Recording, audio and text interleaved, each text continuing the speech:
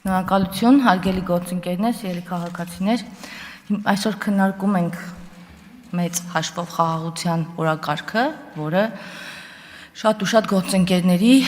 համար խնդիր է։ Ես ուզում եմ մի հատ օրինակ բերել, ես ուզում եմ բերել երկրորդ համաշխարհային պատերազմից հետո Գերմանիայի օրինակը եւ երկու մեջբերում եմ ուզում անել։ 1946 թվականին, երբ Նյուրնբերգյան դատավարության ժամանակ խոսում էին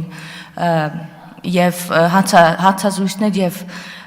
ցուցմունքներ էին վերցնում, Գերման Գյորինգը նման մի արտահայտություն էր արել։ Ասում էր, որ պատերազմի ժամանակ, պատերազմ ուզելու համար պետք է միայն ասել, որ քեզ վրա հարձակվում են եւ միաժամանակ խաղաղության կողմնակիցներին հայրենասիրության պակասի մեջ մեղադրել։ Եվ հետո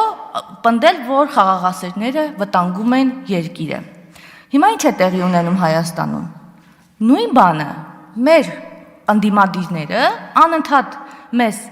մեղադրում են, որ մենք հայրենասեր չենք, մենք հայրենասիրության պակաս ունենք եւ մեր երկիրը վտանգում ենք։ Եվ ինչ էր ասում Գերմանիայի վերածնունդը ապահոված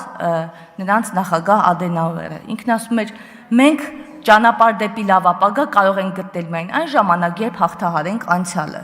Հիմա մեր գործընկերները մնացել են անցյալի ճիրաններում, որևէ կերպ չեն ուզում հաղթահարել անցյալը եւ այնտեղ իրենց շատ լավ են զգում, որովհետեւ անցյալում կարող են ամբողջ աշխարհին մեղադրել, խղճահարություն ակնացնել, դրոշ վառել եւ իրենց դրոշ վառելու քաղաքականությամբ, այս խղճահարություն ակնացնելու քաղաքականությամբ անընդհատ տորպեդահարել խաղաղության օրակարգը։ Ընդհանրապես մենք պիտի ֆիքսենք, որ այս մարդիկ մեր ընդդիմադիրները չունեն ներկա եւ չունեն ապագա։ Շարունակում են ապրել անցյալում, իսկ